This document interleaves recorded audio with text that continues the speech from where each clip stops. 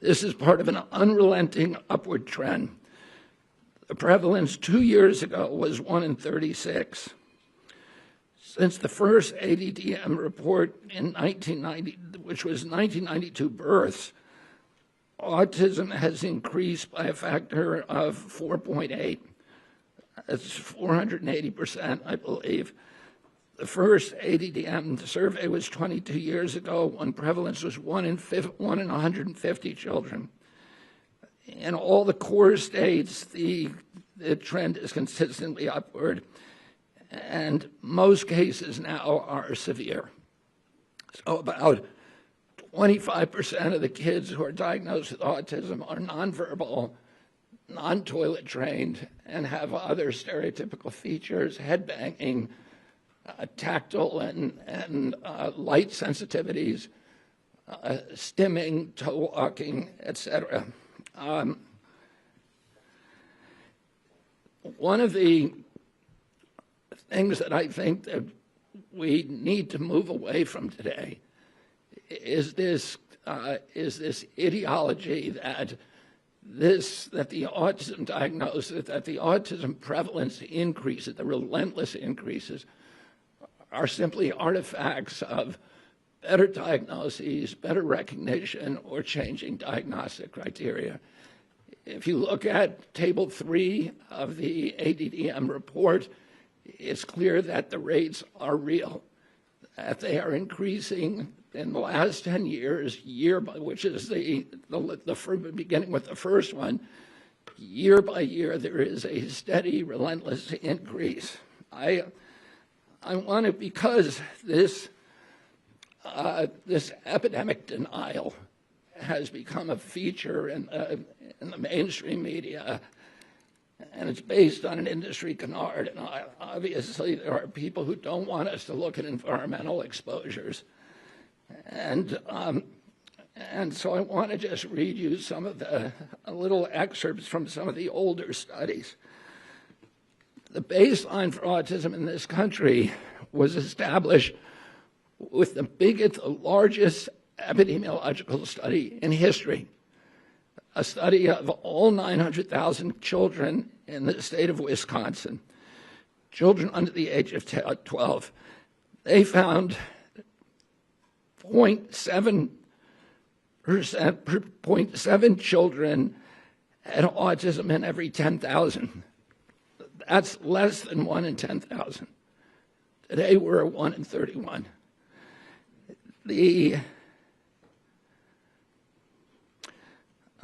That study also confirmed the 4-to-1 male to female ratio. There were at that time just over 60 children in Wisconsin with autism. And today it's around 20,000. In 1987, there was another exhaustive study, a peer-reviewed study in North Dakota, set out to count every child in the state with a pervasive developmental disorder, including autism. That study meticulously combed through every record, every diagnosis, and he even conducted in-person assessments of the entire population of 180,000 children under 18. The autism rate they found was 3.3 per 10,000. So that's in line with the 1 in 10,000 that was found in Wisconsin 17 years earlier. For context, today, the last number of 1 in 36 is 83 times higher. In 1987, out of every 1 million kids, 330 were diagnosed with autism. Today, there are 27,777 for every million. If you accept the epidemic deniers narrative, you have to believe that researchers in North Dakota missed 98.8% of the children with autism, that thousands of profoundly disabled children were somehow invisible to doctors, teachers, parents, and even their own study. The same researchers who followed the original cohort for 12 years to double-check their number. They went back in 2000 and found that they had missed exactly one child. So doctors and therapists in the past were not stupid. They weren't missing all these cases. The epidemic is real.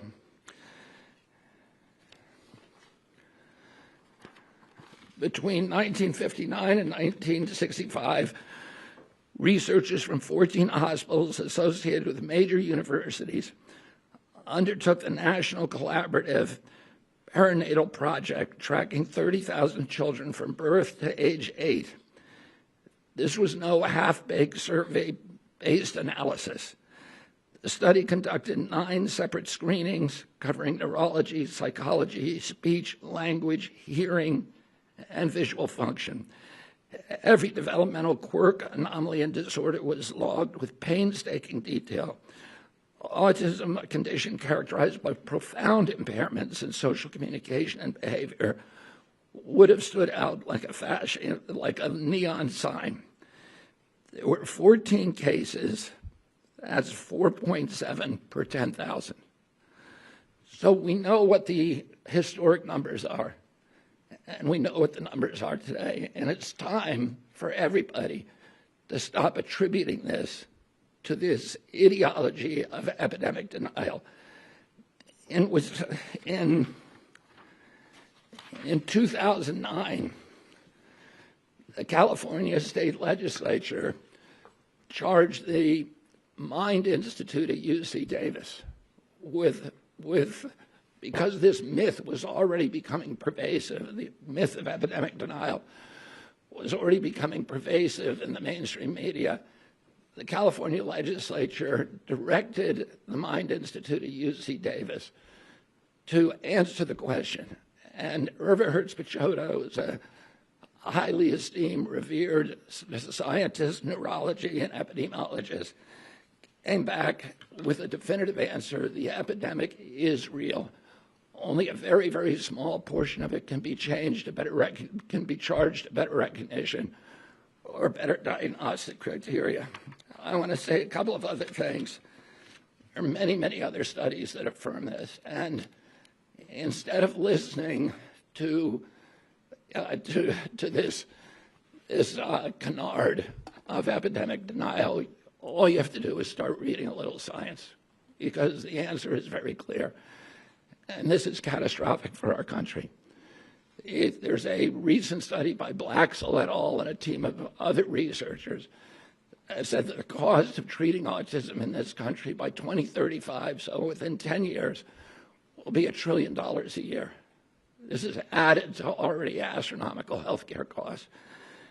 And then there's an individual injury. These are kids this is a preventable disease. We know it's an environmental exposure. It has to be. Genes do not cause epidemics. They can provide a vulnerability. You need an environmental toxin. And Irva Hertz-Pichota pointed out that because of this mythology, that the amount of money and resources put into studying genetic causes, which is a dead end, has been historically 10 to 20 times the amount spent by NIH and other agencies to study environmental factors, to study exposures, to study external factors, and that's where we're going to find the answer. This is an individual tragedy as well. Autism destroys families. More importantly, it destroys our greatest resource, which are our children. These are children who should not be suffering like this. These are kids who, many of them were fully functional and regressed because of some environmental exposure into autism when they're 2 years old. And these are kids who will never pay taxes. They'll never hold a job. They'll never play baseball. They'll never write a poem. They'll never go out on a date. Many of them will never use a toilet unassisted. And we have to recognize we are doing this to our children. and we need to put an end to it. And I think I'm going to have Walter Zaharodny, who is the most senior researcher for this project for ADDM and has been doing this for many years, to come up and say a little.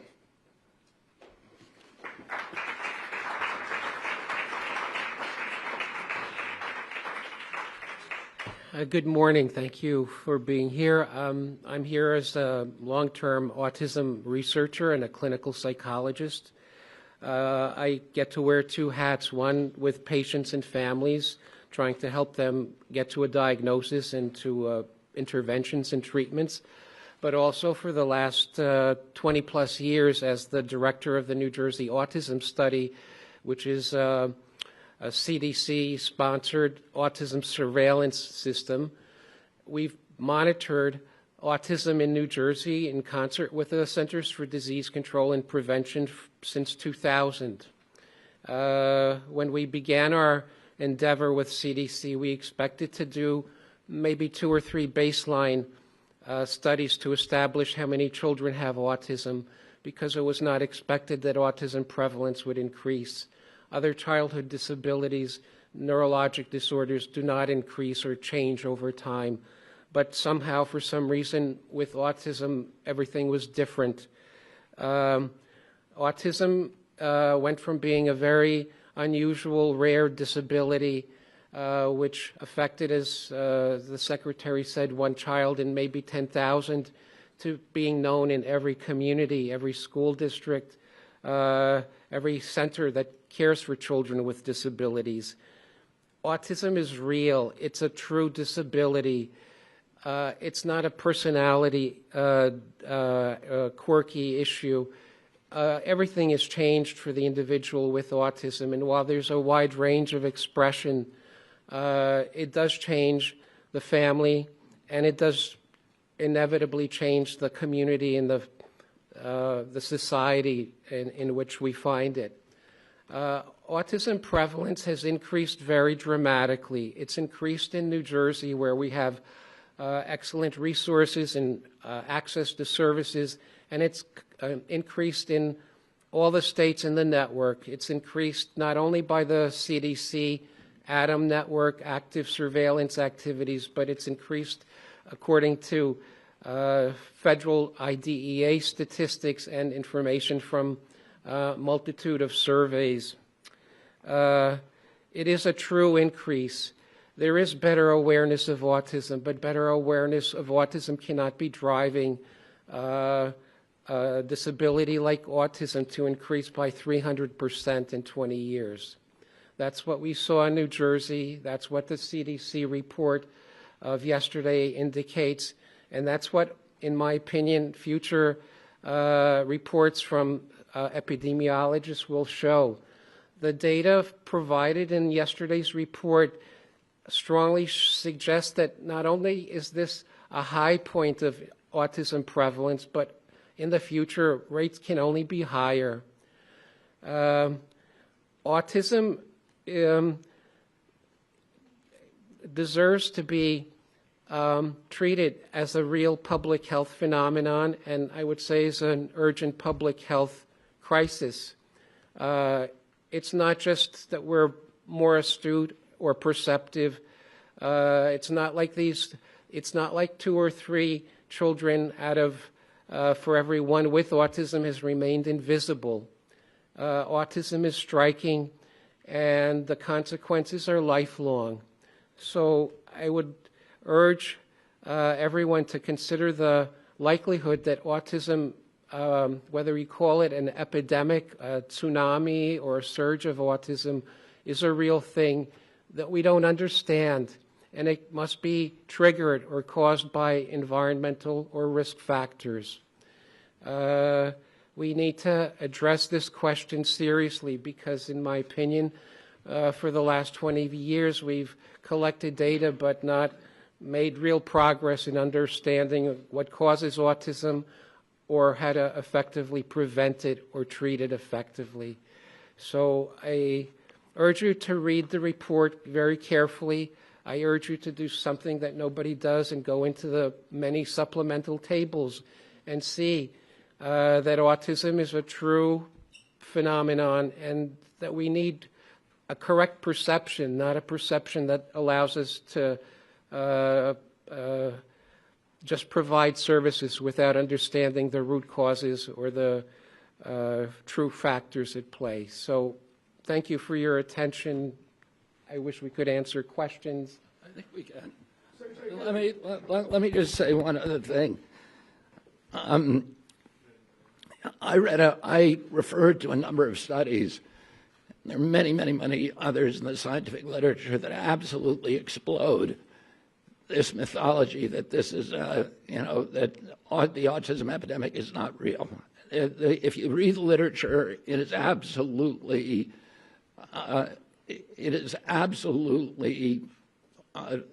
indefensible to continue to promote this. But it doesn't take you to read the literature.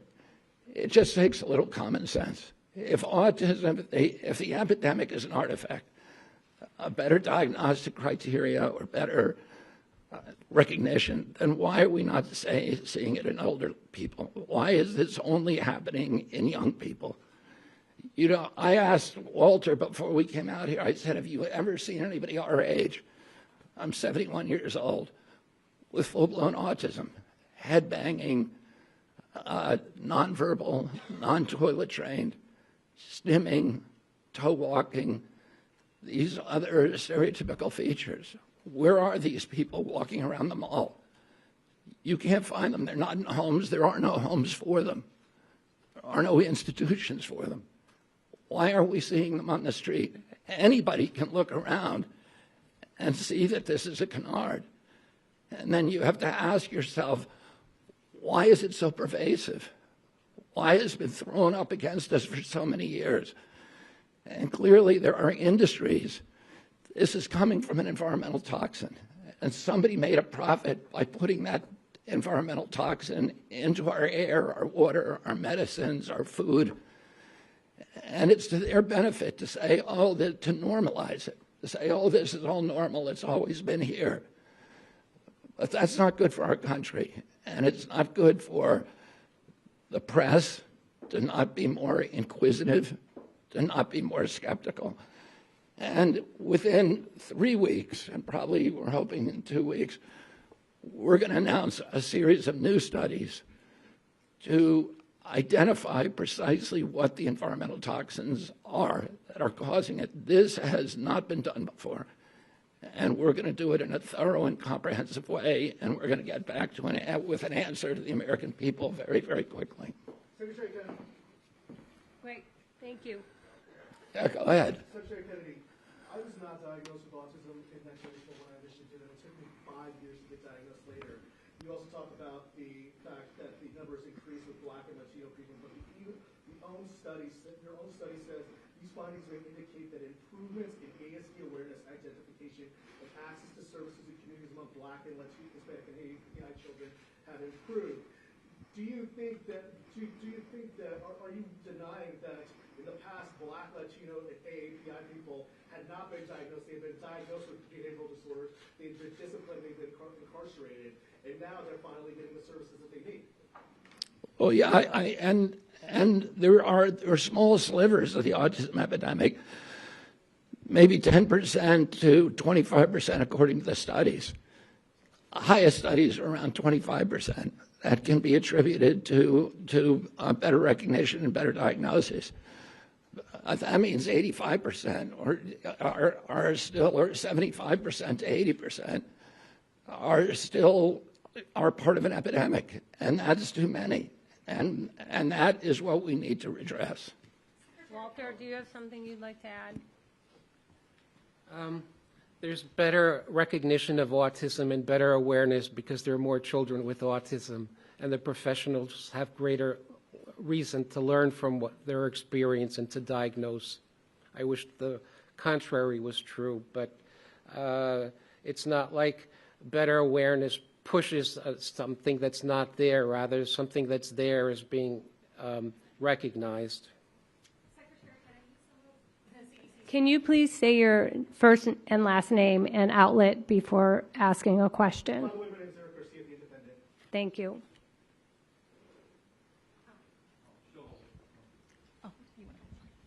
Secretary Kennedy, Amanda Seitz with the Associated Press. Some of the CDC's own research has concluded that there's a genetic link at play with autism. Are you saying today that you don't trust that research or that it was wrong? Could you expand a little bit more on that? No, there is, we have really good genetic markers now, and they provide a vulnerability. But those genetic markers alone are not going to dictate your destiny. You need an environmental toxin. I mean, there are many genetic markers that dictate the methylation capacity of the human body. Those contribute to, those dictate, listen, with many people smoke cigarettes, and only 1 in 5 died from lung cancer. There were 4 of them that didn't. And those were the ones that had some circumstances, probably genetic, that made them more susceptible to it. And the same is true. We know that that glutathione production, and glutathione is an enzyme that helps the human body excrete metals and toxins. People with low glutathione production are more vulnerable. People with the MTHFR gene, which dictates methylation, are more vulnerable. People with high testosterone are more vulnerable. So there are a lot of genetic vulnerabilities. You need an environmental toxin. Alex at Fox. Alex. Hi, Alex Hoff, Fox News. In seeking out an environmental toxin, do you feel that if one or several are detected or put on your radar, do you think it would be the same one causing issues at both ends of the spectrum? Children who struggle with, let's say, sensory issues, all the way to those who are fully care dependent, unable to speak. Would it be the same catalyst in all of those varying conditions, you think? Well, those are the kind of studies we're going to do. And you're right, there's a spectrum of injuries, and we don't know. There are studies that look at maternal activation, so that something happens in the womb. There are studies that look at other genetic causes. The issue that we know is genes don't cause epidemics. You need an environmental toxin, and we're going to look at all the potential culprits. We're going to look at mold. We're going to look at food additives. We're going to look at pesticides. We're going to look at air and water and medicines. So we're going to look at ultrasound, because there's a timeline that something happened. In fact, Congress said to EPA, ordered EPA to tell us what year the autism epidemic began. The EPA scientists came back and said it happened in 1989. Oh, you have to find a toxin that became ubiquitous around that time period. And that affected every demographic, from Cubans in Key Biscayne to Inuit in Alaska. And that affects boys at a 4-to-1 ratio as girls. There's a limited universe of those, but actually it's quite large. And, Eberhard Spichota was the one who suggested that one of the things we have to look at is ultrasound. I don't think that that's probably a factor, but it's one of the exposures that became ubiquitous during that period. And we're going to look at all of them agnostically. We're going to find the potential exposures that increased during that time period, and we're going to we're going to see if there is a link to this injury. Thank you. Nathan at Epic Times. I'm sorry. Can I please go? No, Nathan. Nathan. Yes, Nathan Worcester with Epic Times. During that same time period of increasing autism prevalence or diagnoses, there's also been a significant increase in maternal and paternal age. Couldn't that be a significant contributor With what? beyond maternal and paternal age? Yeah, we're going to look at all of that. We're going to look at obesity in the parents. We're going to look at the age of the parents. We're going to look at diabetes in the parents. We're going to look at all of these potential exposures. And because of AI and because of the digitalization of health records and the mass of health records that are now available to us, we can do this much more quickly than has ever been done in the past. Cheyenne. This is our last question. Thank you. Do you still pledge to have answers by September, or is that going to be the beginning of this process? And are you open to following the science regardless of whether it confirms some of your expectations or not? Yeah, I mean, we're gonna follow the science no matter what it says, and we will have some of the answers by September. It's going to be an evolving process. We're going to issue grants the way that it's always done to university researchers and others. We're going to remove the taboo. People will know they can research and they can follow the science no matter what it says, without any kind of fear that they're going to be censored, that they're going to be gaslighted, that they're going to be silenced, they're going to be defunded, delicensed, and we're going to give them permission to do this research. And then we're going to open it up to the research community, and we're going to task them with certain outcomes, and we're going to have them come and bid on how to do the research. This is all being run by Jay Bhattacharya and I think Martin Koldorf may be also working on this on designing the grant proposals. So it's going to be done by credible scientists, by the most credible scientists from all over the world, and we're going to do it very, very quickly.